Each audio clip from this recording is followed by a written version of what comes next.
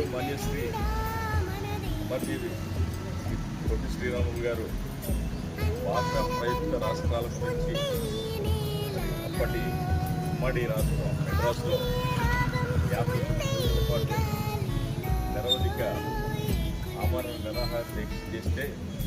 ఇవాళ మనం మరి ఆ భాషా ప్రయుక్త రాష్ట్రాల కింద మనం తెలుగు రాష్ట్రం ఆంధ్రప్రదేశ్ ఏర్పడింది. మరి ఆయన